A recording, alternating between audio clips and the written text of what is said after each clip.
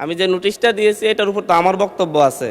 ব্যক্তিগতভাবে এটা এত বেশি হুমকির মুখোমুখি হতে হচ্ছে। মাননীয় স্পিকার, আমি আসলে নির্বাচনের আগ থেকেই আপনারা জানেন আমি যে অঞ্চলে জন্ম নিয়েছি সেই অঞ্চলে একটি দ্বীপাঞ্চল, এবং যেখান থেকে ইলেকশন করেছি সেই জায়গায় ভূমিদস্যু জলদস্যুদের উৎপাত অনেক বেশি।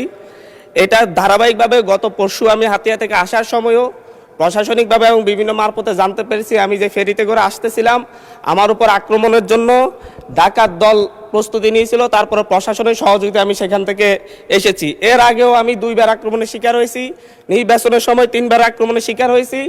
আমার পক্ষে যারাই কোনো কথা বলে, এমনকি মসজিদে আমার জন্য দোয়া করেছে, সেই মসজিদের ইমামকে মসজিদের ভিতর থেকে বের করে এনে প্রচণ্ডভাবে তার উপর হামলা করা হয়েছে এবং তাকে আজকে প্রায় 1.5 মাস ধরে তাকে চিকিৎসা নিতে হচ্ছে। আমার উপর যারা আক্রমণ করেছে আমি আপনাকে সেই জায়গায় কিছু নোটিশের সাথে কিছু ডকুমেন্টস দিয়েছি যে সরাসরি অস্ত্র হাতে আমাকে কোফাতে আসা হয়েছে। একজন সংসদ সদস্য হিসাবে আমি এই বিষয়টা এখানে উপস্থাপন করতে বাধ্য হচ্ছি, কারণ এই জায়গাটায় আমি মনে করি সন্ত্রাসীদের কোনো রাজনৈতিক ঠিকানা নেই। প্রতিনিয়ত বিভিন্ন একটি রাজনৈতিক দলের পদধারী এবং বিভিন্ন ক্ষেত্রে পূর্বের ফ্যাসিবাদী লোকজন তারা সরাসরি ফেসবুকে থেকে একটি রাজনৈতিক সংগঠনের এখনকার শেল্টারে থেকে ফেসবুকে ভিডিও আকারে আপনার যদি তদন্ত দেন। লিলি আল্ট্রাসফট সিরাম জেল, যা গভীর থেকে স্কিনে দেয় 3 গুণ সিরাম হাইড্রেশন। সিরাম জেল হাইড্রেশনে ব্রাইট থাকো সব সিজনে। তদন্তে আমরা রিপোর্ট পেশ করব, ভিডিও দিব এবং প্রত্যেকটা রেকর্ড আমাদের কাছে আছে যে তারা কিভাবে আমাকে হত্যার হুমকি দিচ্ছে, এলাকায় ঢুকতে না দেওয়ার হুমকি দিচ্ছে। আমি তো আমার যেই এলাকা যেখান থেকে আমি নির্বাচন করছি সেই এলাকায় আমাকে নিরাপদে যাওয়ার ব্যবস্থা করতে হবে, নিরাপদে আমাকে থাকার ব্যবস্থা করতে হবে। আমার সাথে যারা নেতাকর্মীরা চলাচল করবে তাদের নিরাপত্তা দিতে হবে। এটা একজন বিশেষ অধিকারের ব্যাপারে, এটা বিশ্বব্যাপী একজন সংসদ সদস্যের বিশেষ নিরাপত্তা বিধান করা রাষ্ট্রের দায়িত্ব, সরকারের দায়িত্ব। অথচ আমার উপর সরাসরি ভিডিওতে এবং সংবাদ মাধ্যমে প্রকাশিত সরাসরি অস্ত্র হাতে আমাকে কোপাতে আসা ব্যক্তিও এখন যখন আবার আমার নেতাকর্মীদেরকে হুমকি দিচ্ছে, তাহলে তো আমি অবশ্যই নিরাপত্তাহীনতায় ভুগবো। তো এই ব্যাপারটা অবশ্যই গ্রহণ করে আমি মনে করি একটা তদন্তে পাঠানো দরকার, সংসদীয় তদন্ত হতে পারে, এবং কারা এই ব্যাপারে আমাদেরকে, আমি সহ আমার নেতাকর্মীদেরকে কিভাবে হত্যার হুমকি দিয়ে এবং এখন এলাকায় থাকে সরাসরি আক্রমণ করে, এমনকি আমার উপর আমার নিরাপত্তা দিতে যাওয়া পুলিশের উপর আক্রমণ হয়েছে। নট এ সিঙ্গেল আসামি অ্যারেস্ট হয়েছে। ভোটের দিনে আমার উপর আমার গাড়ি বড় হামলা করে, আমার গাড়িতে 6টা কুপির দাগ এখনো আছে, এখনো তারা এলাকায় ঘুরে বেড়াচ্ছে। বিটিভির সাংবাদিককে কুপিয়েছে, এখনো এলাকায় ঘুরে বেড়াচ্ছে। এই প্রত্যেকটা আসামির ক্ষেত্রে দেখা যাচ্ছে তৎকালীন ইউনিয়ন বিএনপির সভাপতিকে হত্যা করেছে, ইউনিয়ন বিএনপি সদস্যকে হত্যা করেছে। এই ধরনের হত্যা মামলার আসামিরা, এই ধরনের হত্যা মামলা, আমি আমার বিশেষ নিরাপত্তার বিধিতে কথা বলতেছি, আপনাদের উপরে হামলা হতে পারে এইভাবে না। মাননীয় স্পিকার, এটা একেবারে মাননীয় সদস্য, আমি আমার নিরাপত্তার কথা বলছি, আমি কনসার্ন জানাচ্ছি।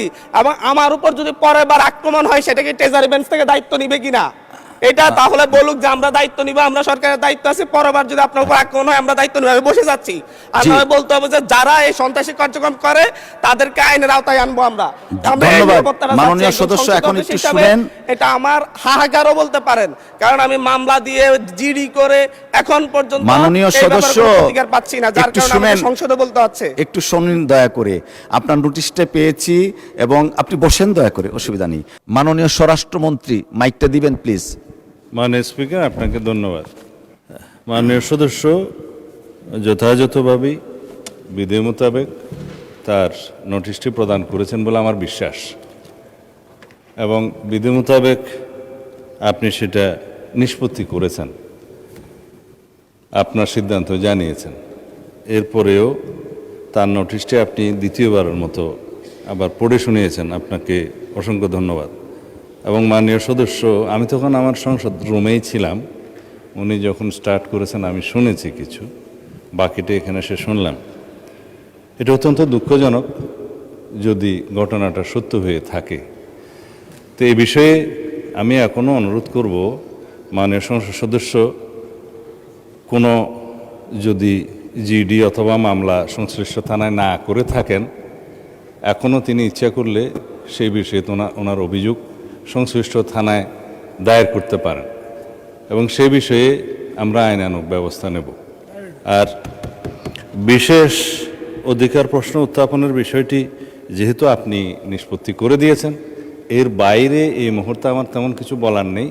তবে আমি আশ্বস্ত করতে চাই, শুধু মাননীয় সংসদ সদস্য যিনি উত্থাপন করেছেন তার বিষয়ে নয়, যে কোনো মাননীয় সংসদ সদস্য এই হাউজের যদি সেরকম কোনো পরিস্থিতির শিকার হন, তাহলে যেন বিষয়টি স্বরাষ্ট্র মন্ত্রণালয়ের নজরে তাৎক্ষণিকভাবে আনেন অথবা নিকটস্থ থানায় সেই বিষয়ে অভিযোগ দাখিল করেন।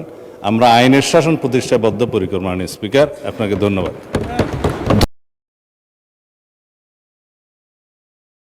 লিলি আল্ট্রাসফট সিরাম জেল, যা গভীর থেকে স্কিনে দেয় 3 গুণ সিরাম হাইড্রেশন। সিরাম জেল হাইড্রেশনে ব্রাইট থাকো সব সিজনে।